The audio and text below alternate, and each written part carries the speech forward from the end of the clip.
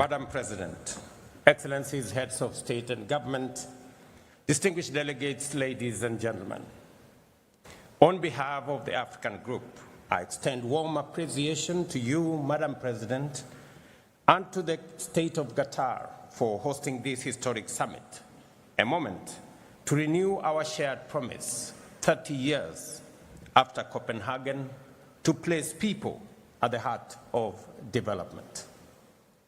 We associate ourselves fully with the statement delivered by the delegation of Iraq on behalf of the Group of 77 and China. Excellencies, 3 decades after the first World Summit on Social Development, the world can point to real progress in reducing poverty, improving food security, expanding education, health, and social protection.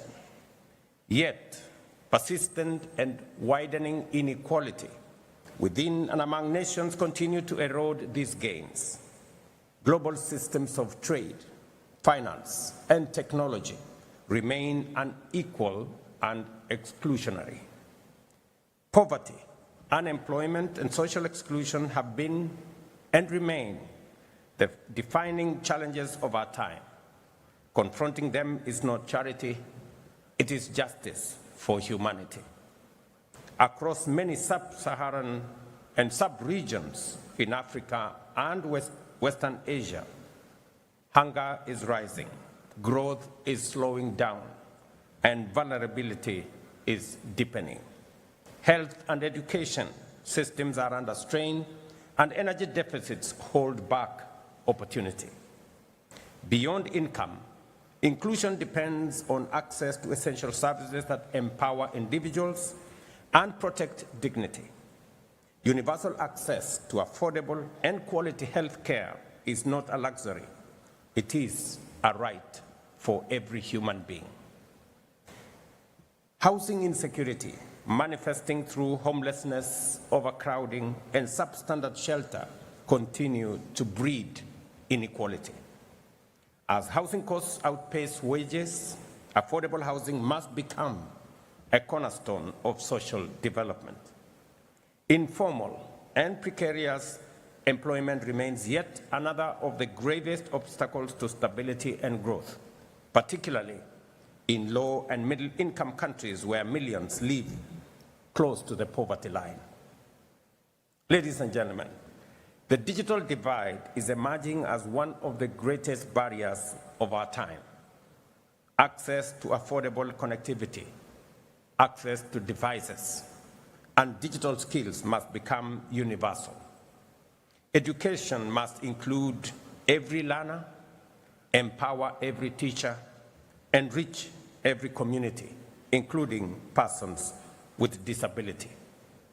As Africa, we believe that transforming informal sectors, enhancing productive capacity, and expanding access to global markets requires stronger international cooperation in line with the Addis Ababa Action Agenda and the right to development.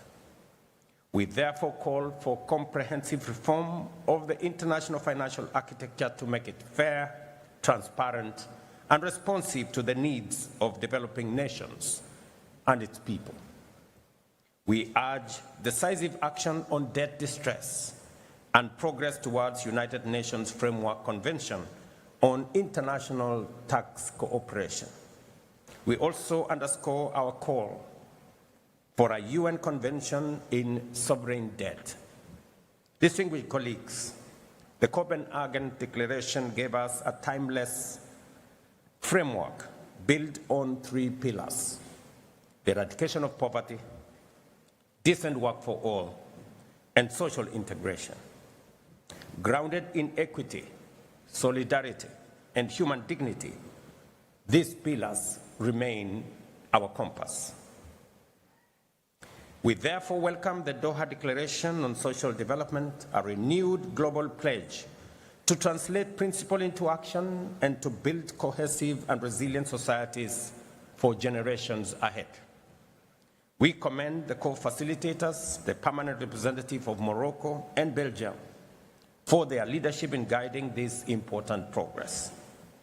This summit, distinguished colleagues, must rekindle genuine dialogue, restore trust, and reaffirm multilateralism as the anchor of collective progress.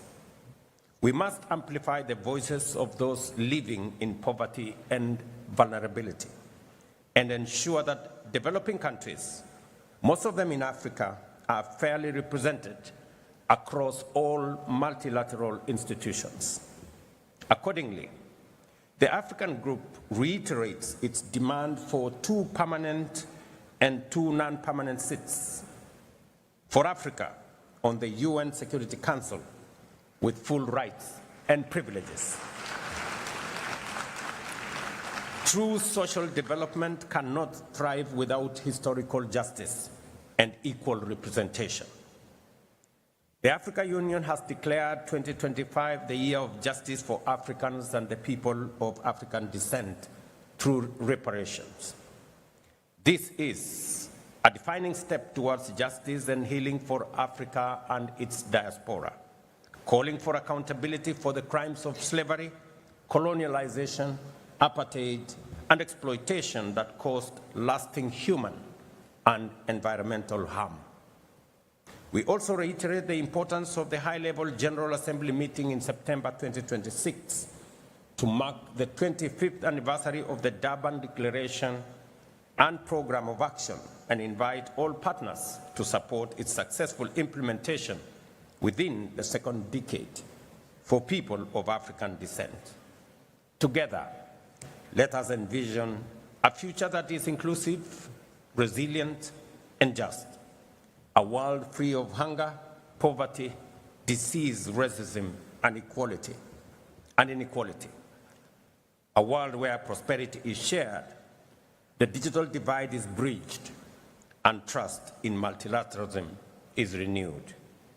I thank you. Allow me, Madam President, having just addressed this assembly on behalf of the African Group, I now have the honor, with your kind indulgence, to deliver Kenya's national statement. In the years since Copenhagen, the world has made tremendous advances in science, technology, and innovation, transforming lives and transforming economies. Yet amid this progress, poverty, inequality, unemployment, and social exclusion persist, and in far too many places they have deepened. In Kenya, through our bottom-up economic transformation agenda, we have charted a deliberate roadmap to confront these challenges head-on, and I am proud to share a few of its key highlights. We recognize that education is the most powerful equalizer in society.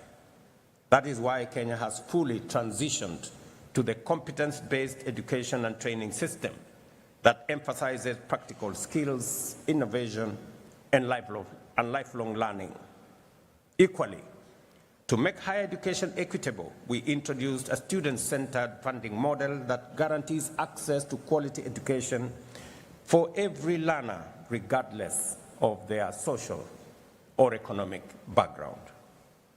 In 3 years, we have hired 76,000 new teachers, a number that will reach 100,000 by January 2026, improving the teacher-to-learner ratio from 1 to 45 to 1 to 29, putting us on course to meet UNESCO's 1 to 25 benchmark by 2027.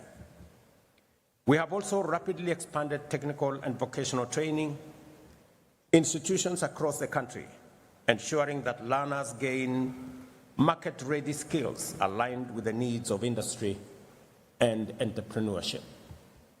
Beyond education, we're empowering citizens economically through initiatives like the Financial Inclusion Fund, popularly known as the Hustler Fund. To date, the fund has disbursed Kenya shillings 80 billion, an equivalent of US dollars 615 million, to 26 million Kenyans. It now accounts for more than 9.5 million repeat borrowers, including 5 million individuals who have successfully restored their creditworthiness through consistent repayment, enabling them not only to re-enter the formal credit market, but also access higher borrowing limits and better financial terms. At the same time, together with partners, we are launching programs such as the National Youth Opportunity Towards Advancement Project. Over the next 5 years, it will reach 1 million young Kenyans, training them in skills that are on demand, financing startups, and enabling access to government procurement opportunities. We are equally committed to protecting the most vulnerable members of our society, including the elderly, orphans, widows, and persons living with disability. Through our National Safety Net program, commonly known as Inua Jamii, what began as a modest monthly support to 500 households has now expanded to reach more than 1.7 million families across the country. Madam President, Excellencies, through the Affordable Housing Program, we are delivering much-needed shelter while at the same time creating jobs and fostering inclusion. Today, over 230,000 housing units are under construction nationwide, employing more than 340,000 Kenyans and expanding opportunities for local artisans and small businesses. We are also expanding pathways for labor mobility through bilateral agreements with partner countries, like here in this great country of Qatar, where over 70,000 Kenyan nationals are proudly working and earning a decent living and contributing to inclusion back at home. In just 3 years, over 400,000 Kenyans have secured jobs abroad, sending home remittances that support families and strengthen our economy. In the digital economy, nearly 2 million Kenyans have been trained in digital literacy, and over 300,000 young people have accessed digital jobs in e-commerce, business process outsourcing, and innovation hubs. Through reforms in health, ladies and gentlemen, the number of Kenyans with medical insurance has grown from 8 million in 2023 to 27.2 million today, ensuring that no one is denied health due to inability to pay. In summary, Excellencies, Kenya's experience affirms that people-centered policies deliver transformative results. Yet, in an interconnected world, national action alone cannot overcome global inequalities. It is therefore incumbent upon us today to stand together with renewed resolve to confront and dismantle the entrenched structures that enable global exclusion and perpetuate inequality. Regrettably, Madam President, I note that this Doha summit convenes at a time when global solidarity is in advancing social development has weakened considerably. 30 years ago, in Copenhagen, the world spoke with one accord and acted with common purpose. Today, however, that sense of shared conviction has significantly dimmed.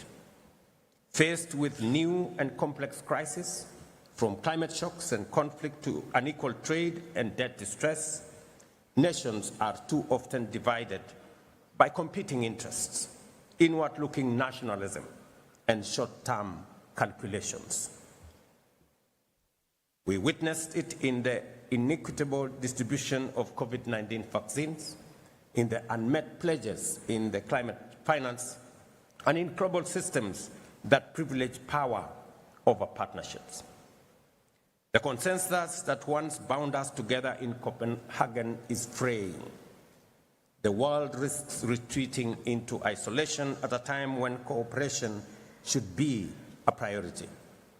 Excellencies, as the UN at 80 initiative reforms process unfolds, the time will soon come for all of us to make critical choices about the mandates and structures of the United Nations.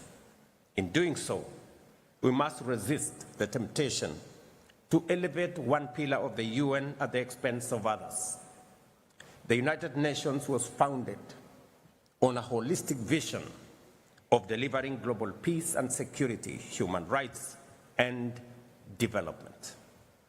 These are the three inseparable indispensable pillars that together sustain global stability and human dignity.